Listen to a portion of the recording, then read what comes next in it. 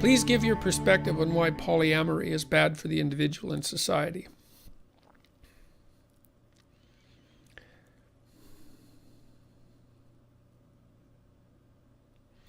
Well, I think the fundamental reason is, there's a bunch of reasons. I mean, the first is societies seem to function better, that is, less violently. Let's say, when there's one woman per man, if there's many women per man, there aren't many women for every man.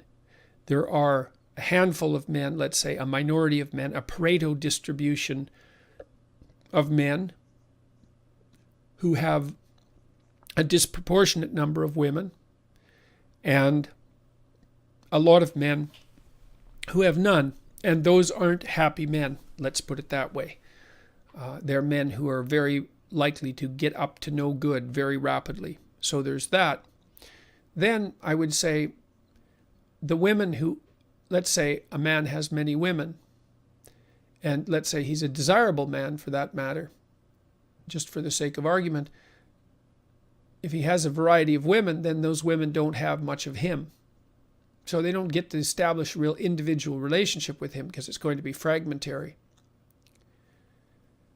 And I don't believe that that's satisfying for people. I think that what you want, as much as you possibly can, is to have people around you with whom you can weave your life together over the short term, medium term, and long term.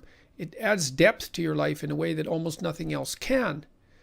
And so what you do, and so I've been speaking more about permanent polyamorous relationships. You might ask, well, what about sequential ones where, which is in some ways indiscriminable from, from just casual sleeping around. I think the problem with that is that to sleep around casually is to imply that sex is casual. To imply that sex is casual is to assume implicitly that it can be divorced from the rest of life, emotional life, motivational life, values, all of that. And you can divorce it, but you pay a big price for that. I think the price you pay is like the virtual. The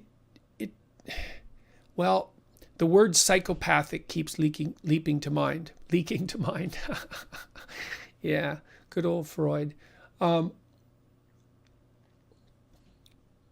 You have to reduce a person to the casual pleasure of a transient sexual interaction in order to sleep around casually. And I think that once you establish that as a habit with sex, which is a deep experience, if you'll do that with sex, which is a deep experience, then, and you learn how, then what makes you think that won't transfer to everything else that you do? I don't see how it can fail to. So, you could say, well, monogamy isn't a very good solution. It's like, well, life is a sexually transmitted disease with a 100% fatality rate too. There's lots of really complex problems for which we only have the best answer we can come up with, which is not a utopian answer, but I would say,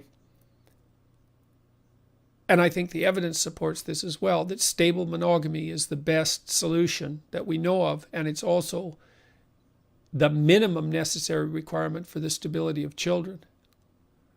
So, polyamory, it's wrong. It's wrong. It makes men violent. It increases inequality in the manner that makes things dangerous. It makes it impossible for women to have a deep relationship with men.